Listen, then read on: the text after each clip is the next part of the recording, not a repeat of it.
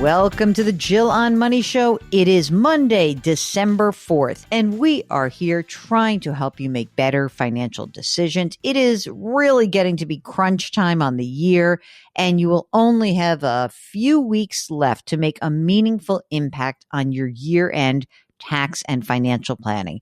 So, two things to remember. Number one, we have a website. It's called JillOnMoney.com, and when you get there and you need a little end-of-year help, just click the Contact Us button.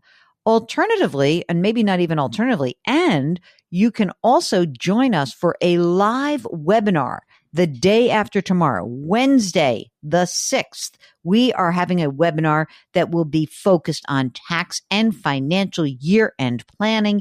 We will be joined by Daniel Forbes. He's a guy that I trained myself, and he is a certified financial planner. He's so smart. We're going to be doing this real deep dive into year-end moves that you could potentially make. You can only join that webinar if you're a subscriber to the Jill on Money live service. This is where you have access to quarterly live webinars like the one we're having this week, and also a lot of cool video content, extra content that we put up behind a paywall. The paywall is not that high up a wall. It's only $35 for the year, so I encourage you to join us. And please, if you're interested in coming to join the webinar, it's going to be a lot of fun. I think we're going to have a good time. So check that out. All right. Now, let us get to you. Today, we are joined by Nicole, who is on the line from Texas. Hi, Nicole. How are you? What can we do for you today? Good morning, friends. I have a little bit of a situation. I have been left some money market accounts, and I am not quite sure how to invest those. So I was hoping that you guys might be able to give me some guidance into what might be best. These are going to be long-term accounts, nothing that's being pulled out soon.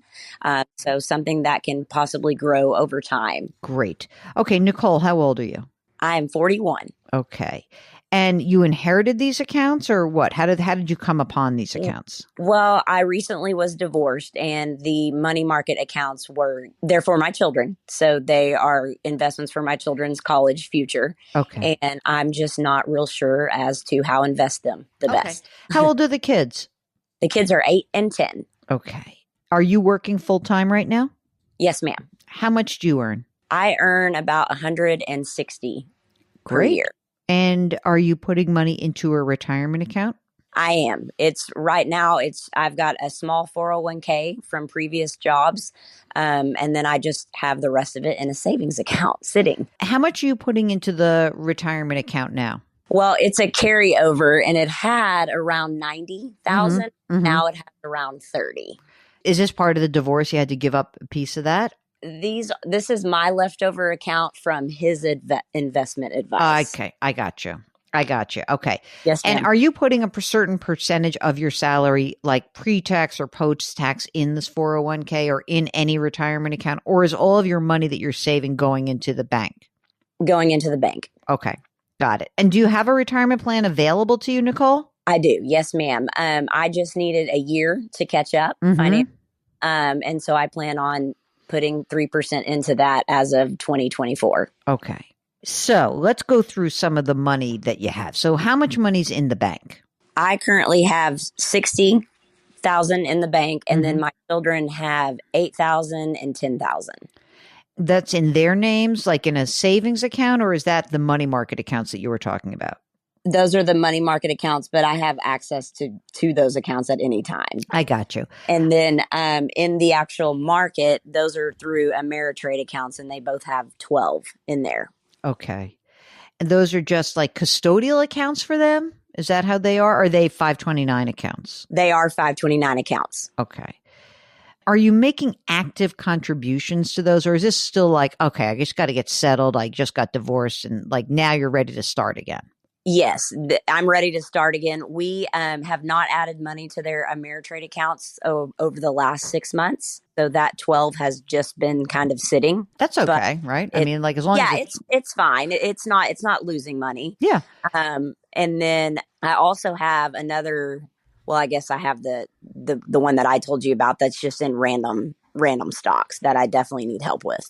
That's which one? The 401k, or is that? That is, yes. Okay. Yes. Well, it's transferred to Ameritrade as well. And that's an IRA now, I Yes, presume. ma'am. An IRA rollover. Okay, great. When you're looking at just your cash flow right now, you guys live in a house. Do you own a house, or do you rent right now? We own our home. How much is that house worth? Around 800. Wow. Holy moly. And you own that outright now that you're divorced? I do own it outright now that I'm divorced, and I owe 158 on Oh, it. that's it. That's great. What's the interest rate on it? 2.11. Don't make extra payments on that. Do Yes. not make extra payments on that. Promise? I promise, and it is on a 10-year note, and I owe eight years. So my daughter will be 18 when the house is paid off, which will be nice. Wow. Okay. Now, here's some more questions for you. I'm sure that this has been like all dislocating, and divorce is very hard. So now, as the dust settles, tell me, how is your cash flow? Like, you make a lot of money. 160,000 is a lot of money. You don't have massive mortgage, but you're on a 10-year schedule, so you probably have a decent payment amount. But how do you feel every month now on $160,000 a year salary? Well, part of my salary is commission based. Mm-hmm. I get paid out quarterly.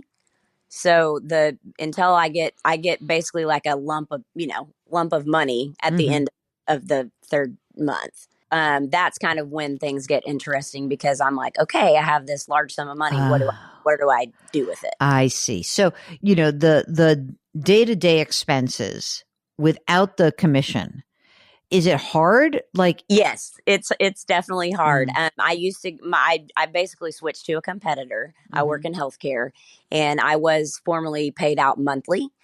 So it has definitely been an adjustment to go to a quarterly plan. Mm-hmm.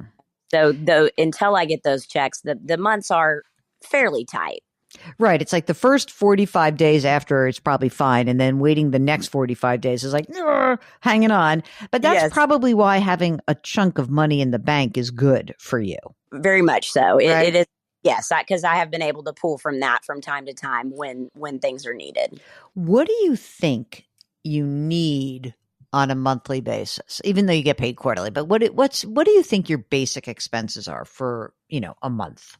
Probably around 6,000. So, I mean, you should be okay as long as you have that money to pull from. I guess the other thing is that, you have this nice cushion in the bank. Is that in a high yielding account, or is it getting 0%? I think I earn about $100 a month on it. So no. Okay. Because one thing that we could do with some of the money, like, I don't want to leave you with no money. You need money that is safety net money, especially when anyone listening, if you have variable income, if you're a commission-based person, it is vitally important that you have access to your money. However, just given what you're telling me about, like, the cadence of the money that comes in, you could potentially say, like, I'm going to have a 3-month CD, a 6-month CD, and a 12-month CD. You can put a chunk of money away in these CDs, which are going to get you 4 or 5% at this point, which I would do. So you should contact your bank and just say, like, I would make sure that I have at least $25,000 in the account, but I would take the other $35,000 and say, let me throw some money in a CD. So what I would do is I would get a 6-month CD we're talking about 35 grand. So I would say, for 6 months, I would put 15 grand in a 6-month CD. And then I would put, the other 20 grand in a 9-month CD, and just like let it be. Okay. Just in case. Right. So that's all you would do with the bank account money. For the money that's in the kids' names, the 2 money markets, should we just put that? How old are the kids? You said 8 and 10. Are they both college bound kind of kids, you think? I do think so. Okay. So why not just take the money that's in those money market accounts and put it in the 529 accounts? Right now, they each have an account with Ameritrade, right? Yes. Okay. So you can put the money goes from, each just move from one account to another. And now they've got the money. You've got whatever, the 20 in one, 18, $22,000 in the other. And now that's done. So you want to have two accounts opened, one for each child in the Texas 529 account. Okay. That is where all of the money for college should go. These 529 plans are so easy, and the investments are even easier because you can just take what's called an age-based portfolio. So let's see, you got an 8-year-old. So here's an 8-year-old, and it can be like some stocks, some bonds. And as the kid gets older, the mix starts to change a little bit. But this is what you should be doing. You should be using 529 accounts for the money. It's better for you tax-wise, and it'll be easier for you to manage. Just absolutely much easier for you to manage. And I don't see why we would do anything but that. Now, the last thing that you talked about is the money that you had in an IRA rollover account, which was the 401k, the $30,000, right? Correct. Okay. So that was Ameritrade. So it'll turn into a Schwab account. Okay. So now this is your money. There's two things that you can think about. When you have the new 401k, right? Because you move the money out of your old plan, you're going to have a new 401k. It's going to be available to you next year, right? Correct. Do you know when that happens for you? Does it happen early in the year? Yes, I should be eligible as of January 1. Do you know who the plan provider is? Do you know if it's like Schwab or Fidelity or Vanguard? Do you have any idea about that? I am not sure on that yet. I definitely need to follow up. Okay. If it's like a big company like that, I might take that old Ameritrade account and roll it into the current plan. It'll just be easier for you to manage it. Sure. If not, and you end up with either an Ameritrade now Schwab investment account, it's very easy for you to allocate this. All you need to is essentially take some of the money and put it into an stock index fund, and some other of the money and put it into a fixed income or bond market fund. That's it. Nothing more than that. I think the only reason that I'm thinking that it would be better for you, or I would say more efficient for you to roll it into your current plan is that, like, that's where you're going to be investing. You're going to be looking at it all the time. I mean, look, as I said, I'm not at all concerned that like there's something bad happening at Ameritrade now Schwab. It's just that it's easier to manage. So I think for you, what you want to try to do is start the process of regularly putting money into the account. You said you're going to put 3% in. See how that goes.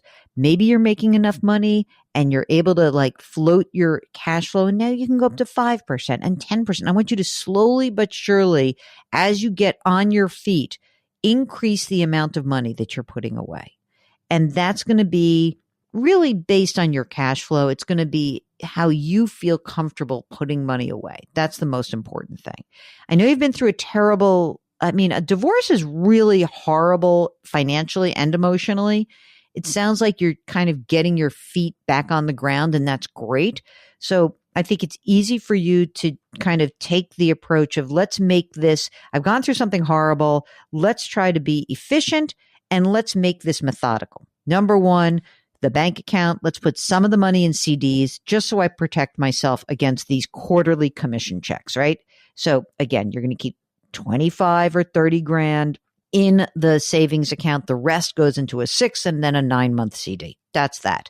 The kids accounts, you open an account with the Texas College Savings Plan, one in each of the kids' names. You move the money into that was in their names, either in the Ameritrade accounts or any money market accounts or savings accounts. It all goes into these two 529 accounts for your 8-year-old and your 10-year-old. Done.